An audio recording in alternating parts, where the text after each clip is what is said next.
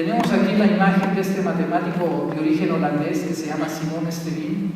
Como ustedes pueden ver, vivió entre el 48 y el 1620.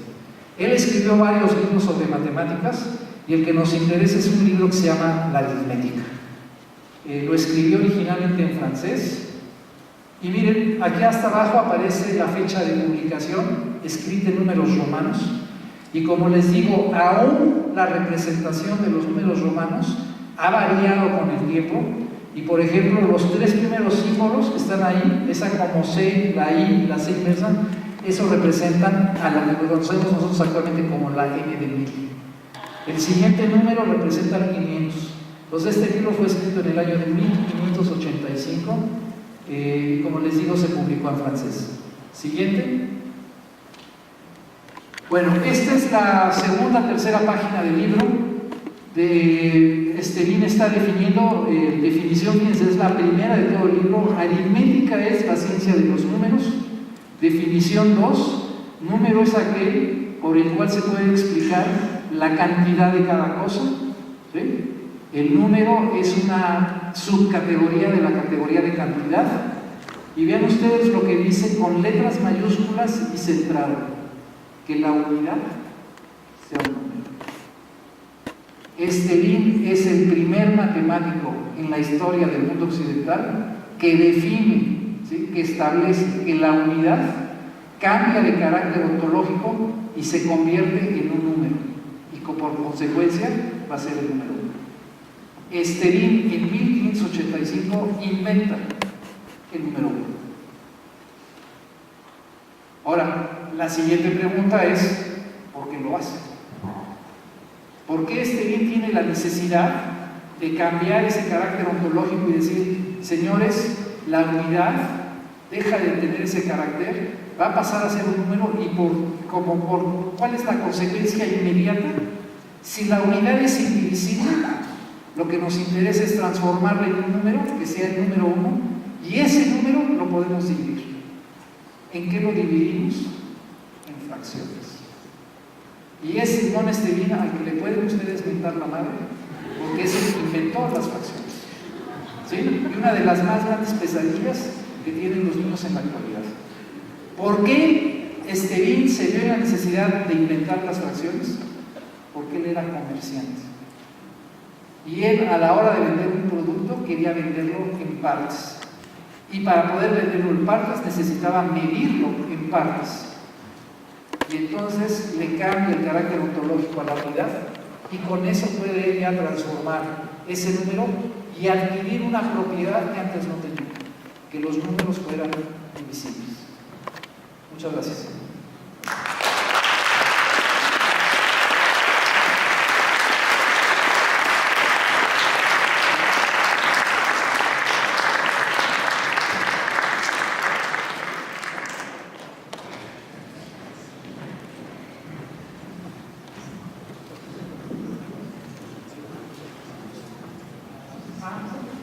Bueno, creo que fue un paseo sorprendente.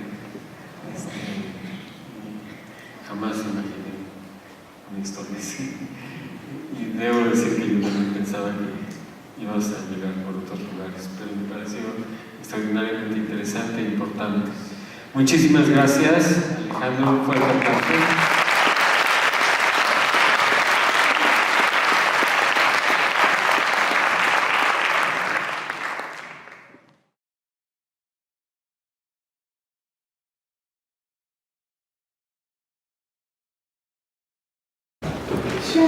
¿Viste lo que te mandó a decir? Hay matemáticos que dicen que él es el inventor del sistema de las fracciones, de las fracciones llamadas fracciones de Descartes. Y hay otros que incluso discuten que ni siquiera se interesó por tratar de divulgarlas y de popularizarlas. Eso podrá ser cierto, pero lo que es indiscutible es que en este tema él sí establece que la unidad tiene que ser un número para poderla sumar. Con eso cambia Eso si tiene que ser un número, quiere decir que es el principio. Tiene que ser el primero, porque la unidad, para formar el 2, lo tenías que hacer a partir de una multiplicidad de unidades, o sea, más de 1. La unidad, al convertirlo en 1, se hace en número, porque esa esa no es un múltiplo de 9, será un número. Bueno, observación, profesor. Yo creo que estamos regidos por líneas y por círculos. ¿Usted observa? Es cuestión de observación, o sea, en aquellos años, yo me imagino, o sea, sí, si usted se da cuenta, estamos regidos por... Bueno, no regidos, por ejemplo, en una ocasión mi hijo me habló por teléfono y me dijo, ¿las matemáticas se descubren o se inventan? Es una pregunta muy común.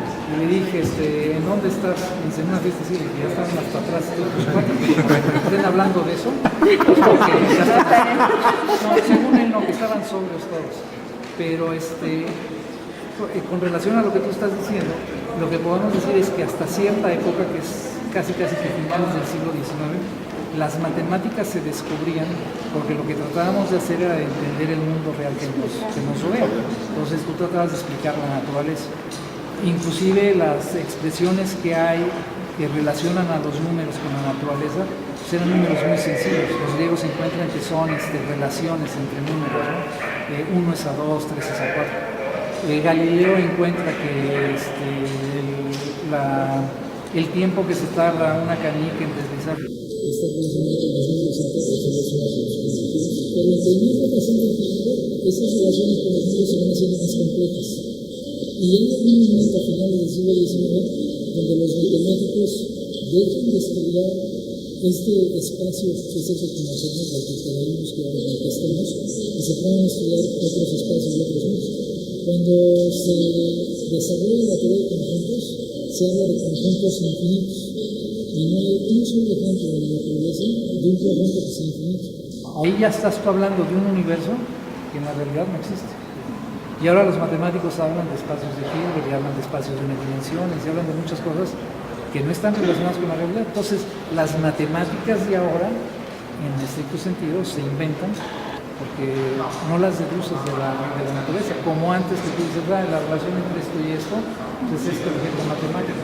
Daba la impresión que tú estabas descubriendo los principios que había ahí. Entonces, ese número lo estás inventando. Pero que tiene aplicación en la actualidad. Igual el que inventó, por ejemplo, el sistema binario Leibniz, ¿verdad? ¿Qué aplicaciones pensó que podría tener semejante? Para él era un juego lógico, un juego del intelecto, ¿no? Y pues ahora actualmente lo usamos para todo, ¿no? Entonces, Cantor incluso él en algún artículo discute que aunque no se conoce ninguna aplicación de sus ideas en el mundo de aquel entonces, en el siglo XIX, que algún día las sabrá, y eso a él no le preocupa.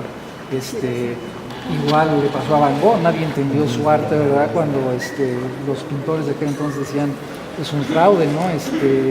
No tiene trazos, no sirve, ¿no? Hasta donde yo sé, en vida no vendió un solo cuadro. No, vendió. Entonces, lo más común que hay, inclusive las matemáticas como disciplina están más cercanas al arte, a la pintura, a la música, que a las ciencias naturales. Sobre todo desde el punto de vista de la creación, cómo las haces, las nuevas, ¿no? No hay ninguna explicación lógica para que alguien componga una pieza musical. Tú puedes estudiar a todos los grandes compositores, y si no tienes esa chispa y ese talento, nunca vas a ser capaz de componer algo nuevo. Y lo mismo te sucede en matemáticas. Hay gentes que toda su vida se dedican a estudiar matemáticas y no tienen esa chispa para crear las nuevas. Entonces nace con la genialidad. Sí. Sí. Yo pienso que lo único que hasta cierto punto tienes que hacer es como dirigirla y encauzarla. Es como el carácter de una persona.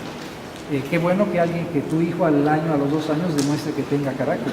Malo que no lo sepas encauzar, ¿verdad? Y el niño termine siendo un energúmeno que nadie lo soporte, ¿no?